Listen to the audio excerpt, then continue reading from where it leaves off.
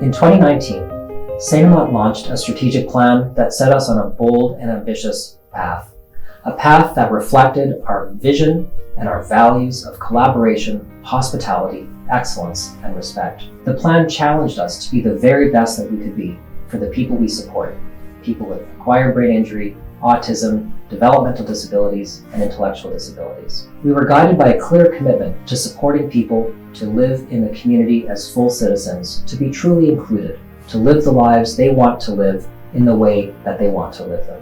Today, I'm happy to invite you to celebrate with me some of our many accomplishments from the past 5 years. We accomplished a lot when you think about it. We removed, finally, after years of advocacy, our designation as a developmental center and are now recognized as a health center. We welcome more people to community living.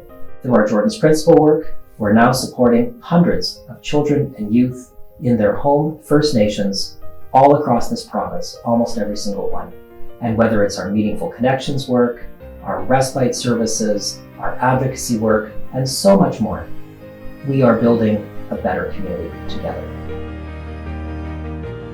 The Children's Respite and Family Support Program started as a 2-year pilot project. The goal of this program was to start 2 overnight out-of-home respite services, and the purpose of this program was to provide families living in the community who have children with complex disability-related support needs, to give them some respite, give them a break from the parenting demands. Really, the express purpose of the program is to keep families together.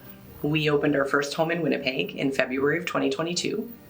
That is a huge moment we're celebrating. And then we opened our second home in Brandon in May of 2022.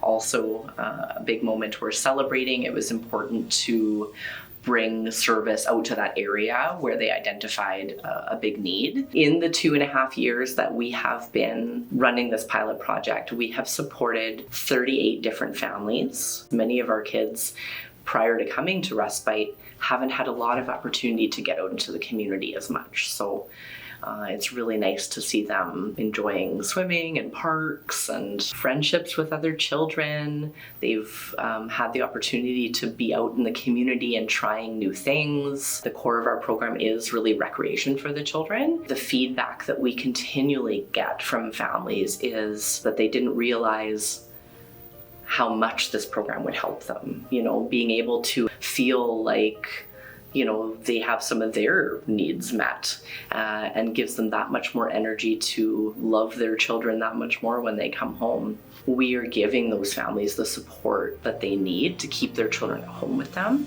thus preventing that child from coming into care. This advocacy workshop is really important because so much of the work that we do is around inclusion for people with disabilities, and folks out in the community, they don't always get a lot of education around inclusion, right? And what it means to make sure people feel comfortable in their communities and that they're welcomed and they have a space where they can belong. This is a workshop about advocacy and most importantly about self-advocacy. So we needed to hear from people with lived experience of disabilities, what that meant to them and what was important to them. And them being able to know their rights and understand them and stand up for themselves. And so it was really important to include their voices as a part of the development of this workshop. This workshop is all about teaching staff how to support people to be really strong self-advocates and help them learn what advocacy is and what it looks like in their role. And oftentimes they're the ones that are teaching people, their family, their friends, what it means to be an ally, what it means to be inclusive. It's just been a really rewarding experience having been able to be a part of the project from start to finish. I really appreciate hearing people's stories and experiences and how they've been able to incorporate advocacy into their work, into their communities and their home lives. After taking the workshop, we've incorporated some of those quotes and testimonials, after people have taken the workshop. I think this workshop is going to have kind of that ripple effect where people are going to take that back to their friends, to their family, to their communities, and make Manitoba a better place for everyone. The Blink launch was important because it was a way for staff to be able to communicate with each other and a way for important information to get to staff members so that everyone was connected. I found that more people were able to get more information about different programs within St.Amant. Also, there's a lot of team building that I found on there.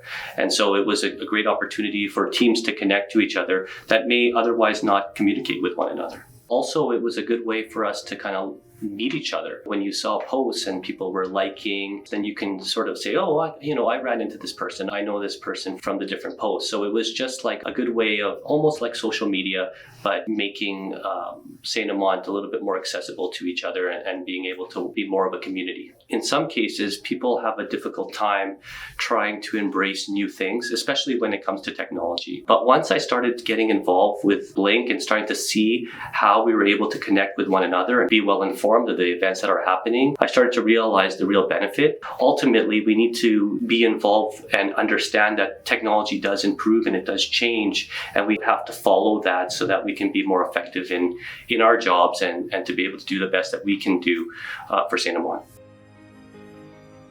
The Heritage Project was all about gathering a circle of storytellers in order to capture some of the oral history of St.Amant. This project was important because we learned more about some of our history. As time passes, we're starting to lose some of that rich historical knowledge and stories of our organization. And I think in order to make progress and to learn from mistakes of the past, we need to know where we came from. Some of the recurring themes that came up were just about the dignified care that St.Amant offers to the people that we support, the sense of community and family that there is when people are connected to St.Amant. So this Heritage Project, although it's part of our past, is a part of our truth and our advocacy efforts to progress the rights and the care for the people that we support. Well, this project affected so many people, from the people we supported to the families of those we support to staff. The pandemic affected all of our lives. In particular, the people we supported, they couldn't go anywhere. They were stuck in their rooms. The families that supported them no longer could come visit. Staff had to overcome their own fears to come to work. We were having our temperature checked at the door. So St.Amant's response right from the beginning in March 2020 was immediate. For pharmacy support, our first job was to support the people here at Health and Transition Services through medication management. Medications were hard to come by. So that was the beginning of where we in pharmacy started to collaborate with other clinicians, other members of HNTS. One of the first things that we aimed for was vaccine rollout. That was that glimpse of hope. And when that first came out, that was part of our role, obtaining the vaccine and helping to distribute it not just to HNTS residents, which was a remarkable day on the day that was rolled out to all of our residents, but also being involved in the first drive-through vaccine clinic in Manitoba, in the province, for not just people and families supported with Health and Transition Services, St.Amant, but group homes, community supports, the school, people who couldn't get vaccinations at some of the big vaccination sites now had opportunities that they didn't have. It was quite an experience, and we needed to have some sort of plan to get back to normal. And by having that goal and a response and a plan, we knew that we would get back to some normalcy. So the response gave us all, we're going to get through this. And if we all work together, that there will be some positive outcomes from a really dark period of time for all of us. This project is important because it allowed us to pick up hundreds of children off the wait list so that they could get services sooner. We are now providing case management services to over 2,700 families throughout Manitoba, which is really exciting. It also puts St.Amant in a position where we're able to hear from families what works and what doesn't work for them, where the gaps and challenges might be, and that will help us support families better and to advocate for change. This project affected every family differently. So we had one mom who reached out to a caseworker, very overwhelmed and worried. And our worker was able to offer some information and listen and provide some calm reassurance. And after that conversation, the caseworker shared that the mom had said that they were like an angel to the family, that they were able to look out for their family, and they appreciated that they were able to understand their needs and meet those needs. So those are the moments that I think are most worth celebrating. If you haven't heard, loneliness is an epidemic.